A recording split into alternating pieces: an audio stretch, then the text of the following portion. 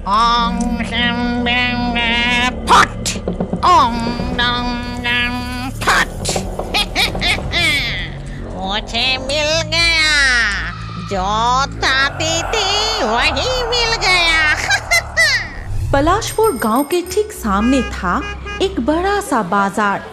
वो बाजार हर दिन सुबह सुबह बहुत ही व्यस्त हो जाता है और यहाँ बहुत सारे लोग खरीदारी करने के लिए आते हैं। ले जाओ, ताजे ताजे स्वादिष्ट फल ले जाओ, एकदम चीनी की जैसी मीठी। इतने सस्ते दामों में इस इलाके में कहीं नहीं मिलेंगे। ले जाओ। तभी एक योगिनी माँ उस बाजार की ओर आती है। उसके साथ एक गाय और एक छोटी टूनी चिड़िया थी। वो योगिनी माँ जगदीश के फल के दुकान के सामने आते ही, अरे सुबह से अभी तक कुछ नहीं बिका और तुम यहाँ भीख मांगने चले आए। जाओ, अभी नहीं मिलेगा। मैं भिक्षा मांगने नहीं, तुम्हारे दुकान से जो लेने आई हूँ उसका कीमत दे के ही ले जाऊंगी। तू चिंता मत कर। बोलो क्या चाहिए? अभी फलों का कीमत बहुत ज्यादा है, कुछ कम नहीं होगा, पहले से ही कह देता हूँ। सुन, तू ये सारे फल बोरे में भरकर मेरे गाय के पीठ पर रख दे। क्या?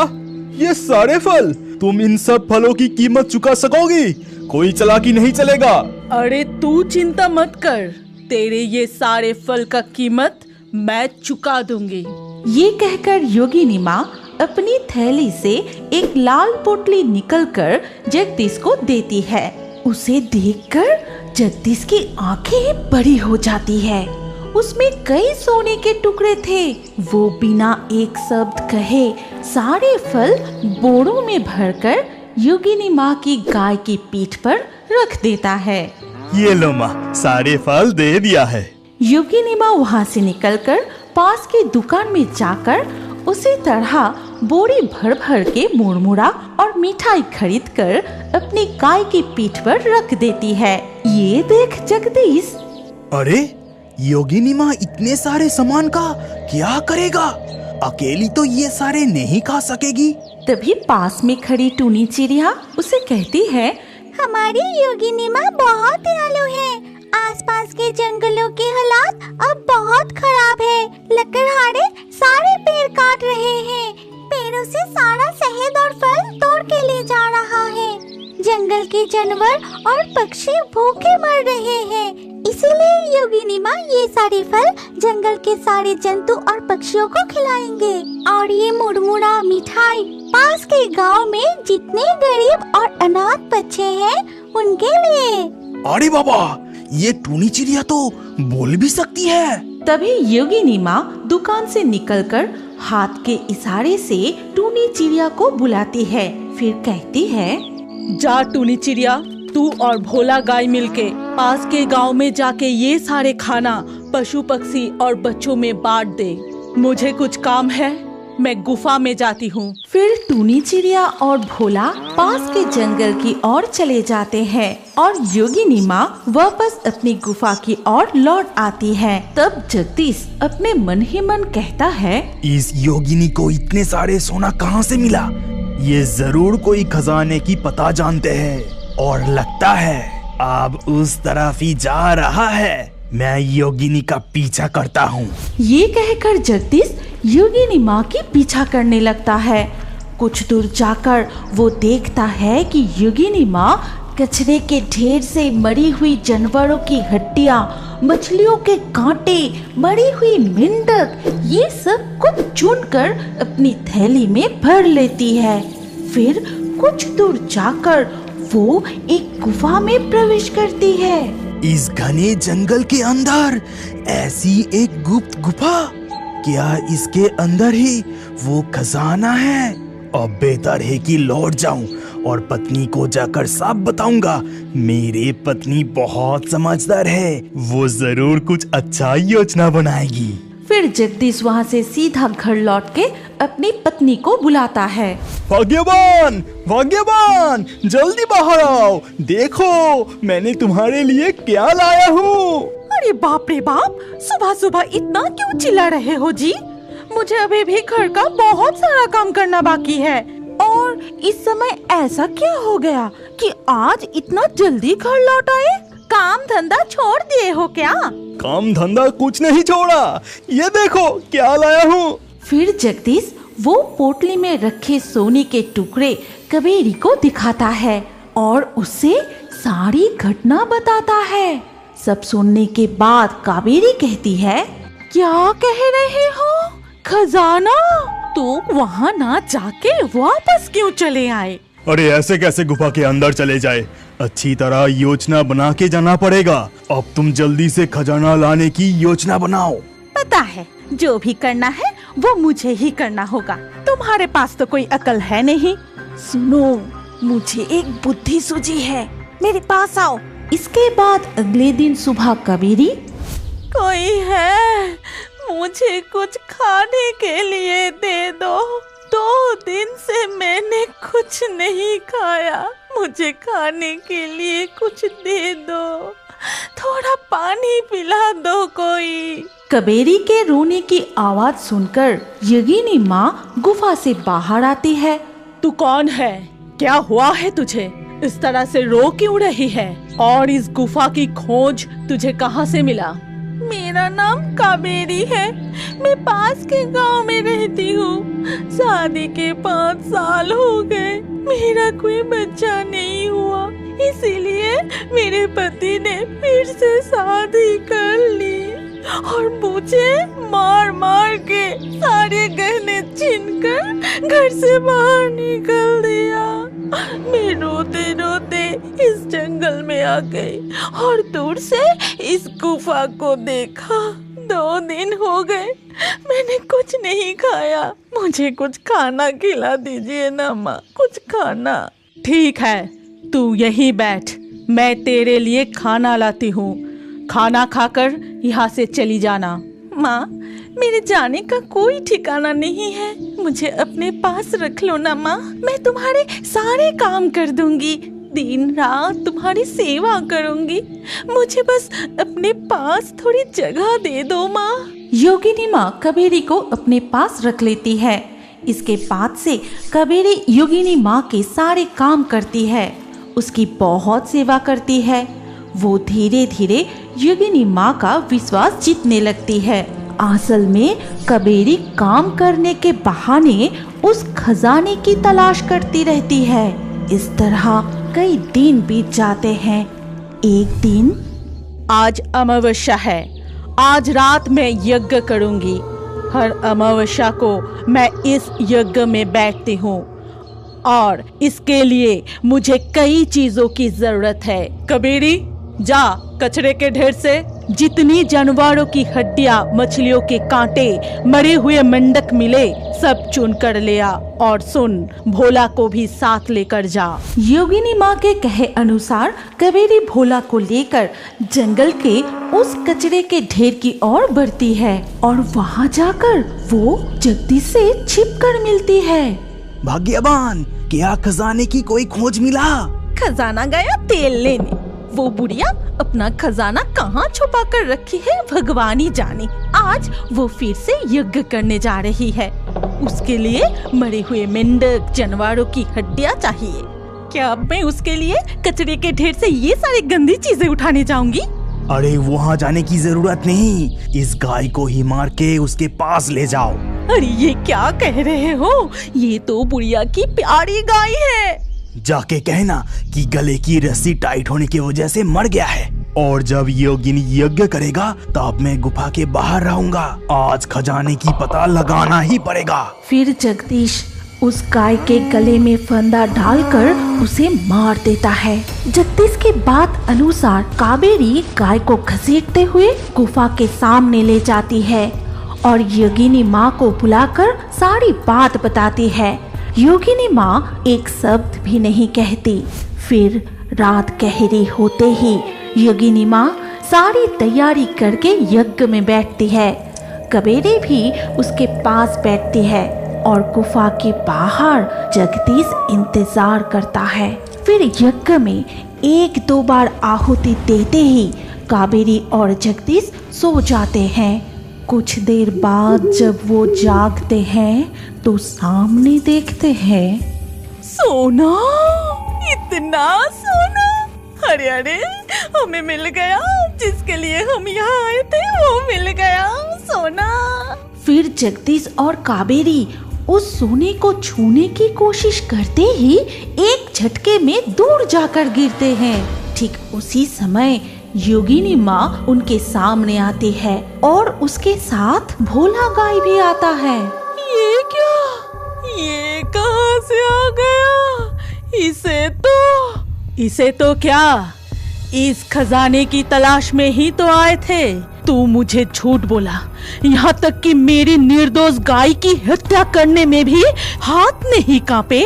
भोला, तू जाकर इन्हें उचित सजा दे।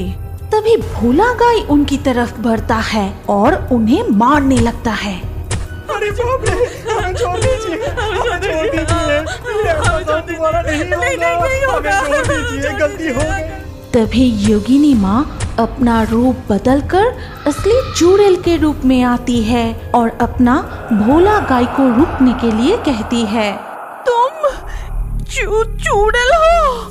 हाँ, ये भोला गाय और टूनी चिड़िया मेरे दो साथी हैं, हम दो और मम दो।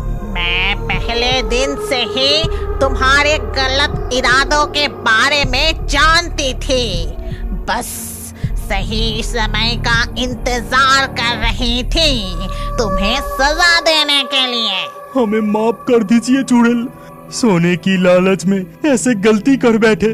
तुम एक चुड़ैल होकर भी जंगल के जानवरों, अनाथ बच्चों की इतनी मदद कर रही हो, और हमसे बहुत बड़ी गलती हो गई चुड़ैल, हमें माफ कर दो।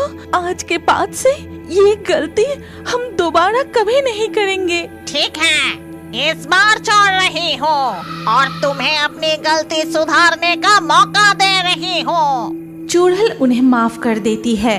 फिर जगदीश और कावेरी अपने घर लौट जाते हैं। इसके बाद से जगदीश सही दाम पर फल बेचता है और कभी कभी कुछ फल अनाथ और गरीब बच्चों को खाने के लिए देता है। ये दिनों जल्दी कर और थोड़ी देर बाद ही सुबह हो जाएगी। अरे चिंता क्यों कर रहे हो? इतने दिनों से तो डुबकियां लगाने की तैयारी कर रहे थे, हमें गहना जरूर मिलेगा। इतना कहकर वो दोनों जब गहना ढूंढने के लिए तालाब में गोता लगाने जाते हैं, तब पानी से निकल आई। क्यों गहना चाहिए? गहना? अगले दिन सुबह उस तालाब से उन दोनों की लाश मिलती है और गांव के कुछ लोग तालाब के किनारे खड़े होकर देख रहे थे। लालची है वो सभी। ये घटना तो बरसों से चलती आ रही है, लेकिन वो अपना लालच नहीं छोड़ पाते। तभी वहाँ पुलिस की एक गाड़ी आके रुकी। फिर 3 पुलिसकर्मी गाड़ी से उतरे। वो सारे लोगों को हटा के तालाब के पास जाते हैं। उनमें से ऑफिसर ने बोला, कांस्टेबल, ये 2 लाश पोस्टमार्टम के लिए लेके चले जाओ। मैं पूरे गांव घूम के जांच करने के बाद लौटूंगा। इतना कहकर पुलिस ऑफिसर गांव के ओर चले गए।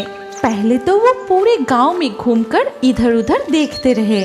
गांव के रास्ते, पेड़ पौधे, धान की खेत, तालाब में बच्चों की तैरना, गाय को नहलाना, पंछियों की मीठी आवाज और फूलों की महक से न जाने वो ऑफिसर कहाँ खो गया था। एक बूढ़े आदमी की आवाज सुनकर उसे होश आया। क्या साहब, गांव कैसा लगा?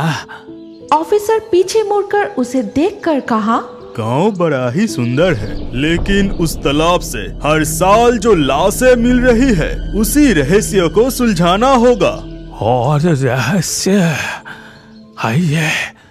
आइए साहब, उस पेड़ के नीचे थोड़ा बैठते हैं। इतना कहकर वो बूढ़े आदमी पेड़ की ओर चलते हुए वो रहस्यमय कहानी सुनाने लगे। आज से 30 साल पहले की बात है।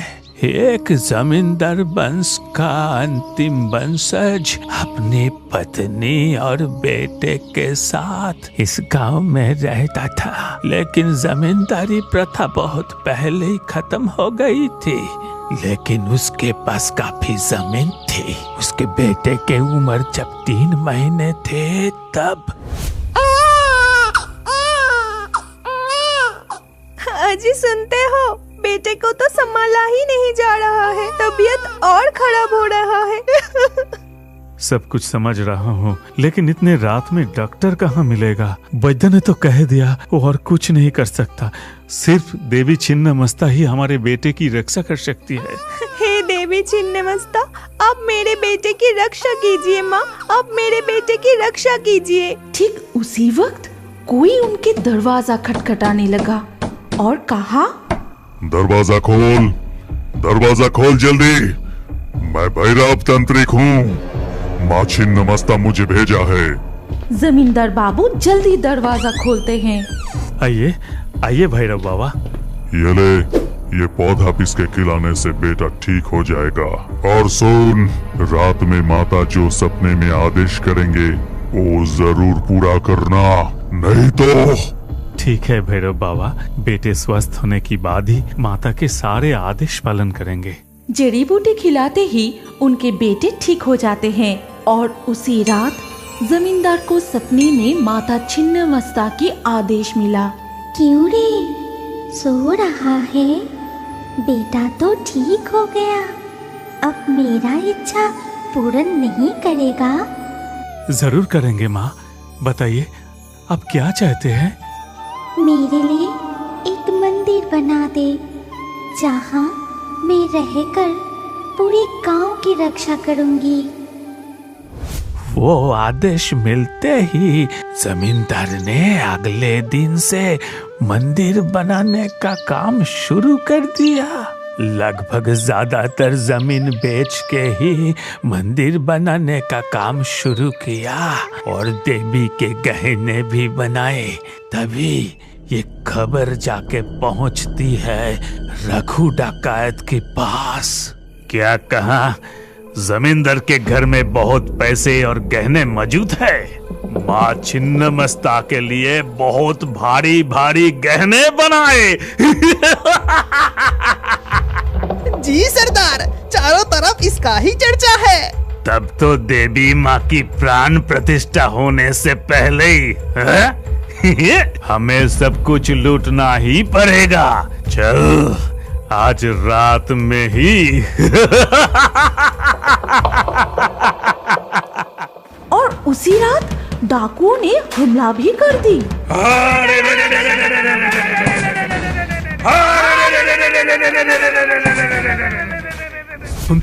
सुनती हो, घर में डकैत आया है। इस कमरे में ही सारे गहने और पैसे हैं। तुम यहीं रुको, मैं देखता हूँ।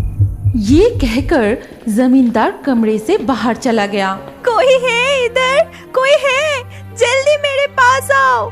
तभी जमींदार पत्नी की खास नौकरानी रोते हुए कमरे में आके बोली, मालकिन, मालिक डाकुओं के साथ लड़ते हुए जान गवा बैठे मालकिन। क्या कहा? नहीं, तू जल्दी से मेरे बेटे को लेकर पीछे से भाग जा, मैं माता के गहने को संभालती हूँ। जमींदार पत्नी की खास नौकरानी बच्चे को गोद में उठाए आदेश अनुसार वहाँ से चली गई। फिर जमींदार की पत्नी सारे गहने और पैसे लिए दूसरे दरवाजा से निकलकर गांव के रास्ते से भागने लगी, लेकिन डाकुओं ने उसे देख ली। सरदार, जमींदार की पत्नी उधर भाग रही है, जल्दी चलिए उसे पकड़ते हैं। डाकू तो इधर ही आ रहा है। हे माँ छिन्नमस्ता, मुझे तुम्हारी शरण में ले लो और मेरे बेटे की रक्षा करो। जमींदार की पत्नी डाकुओं को आते देख तालाब में कूद जाती है। उसे कूदता देख सारे डाकू भी एक एक करके तालाब में कूद पड़े और पूरे तालाब में ढूंढकर भी उन्हें ना तो कोई गहना मिला और ना ही जमींदार की पत्नी, बल्कि अगली सुबह डकैतों की लाश मिली। और तब से जो भी उस तालाब में डुबकी लगाते हैं अगले दिन उसी का ही लाश मिलता है। समझे अफसर? ये सब मनगढ़ंत कहानी है। मैं देख रहा हूँ मुझे ही पूरी रात यहाँ रहकर जांच करनी होगी। ये देखो, कहानी सुनाते सुनाते तो रात हो गई। अफसर बाबू, आपको तो घर जाना है। हाँ, उससे पहले मुझे फिर से वो आधी बनी हुई मंदिर और तालाब में जाके और एक बार जांच करना होगा। इतना कहकर अंधेरे में ही ऑफिसर उस तरफ चला गया और उस तरफ जाते ही तेज बारिश शुरू होने लगी। अरे, बारिश शुरू हो गई। मैं जल्दी से उस आधी बनी हुई छिन्नमस्ता की मंदिर में चला जाता हूँ। ऑफिसर मंदिर में पहुँचते ही देखा कि एक बूढ़ी औरत देवी मूर्ति की सामने बैठी है। कौन हो आप? इतनी तेज तूफान में अकेली इस मंदिर में क्या कर रही हो? तुम इस गांव में यहाँ इतनी रात तक क्या कर रहे हो? देखिए, मैं पुलिस अफसर हूँ, यहाँ काम से आया था। अब बारिश थम चुकी है, आप घर लौट जाइए, मुझे उस तालाब के ओर जाना है। ये कहकर ऑफिसर तालाब के पास पहुँचते ही देखा वो बुढ़िया पहले से ही यहाँ बैठी है। उसकी अजीब सी चेहरा, आंखें जैसे जल रही है, बड़ी बड़ी दांत, फिर दोनों हाथ धीरे धीरे आगे आके ऑफिसर की गर्दन पकड़ ली। पूरे दिन गहने के बारे में सुनकर लालच बढ़ चुका है ना? अब देख मजा। आप गलत सोच रहे हैं। मैं गहने के लिए नहीं, जांच के सिलसिला आया था। मेरी कमली माँ की कसम, मेरी कमली माँ कहती है मेरी शरीर में जमींदारों की खून बह रही है जो सिर्फ दूसरों की मदद करते थे। मैं लालची नहीं हूँ। क्या कहा तुमने? कोमली? जमींदार वंशज? और क्या कहा है तुम्हारी कमली माँ? इससे ज्यादा वो कभी कुछ नहीं कहा।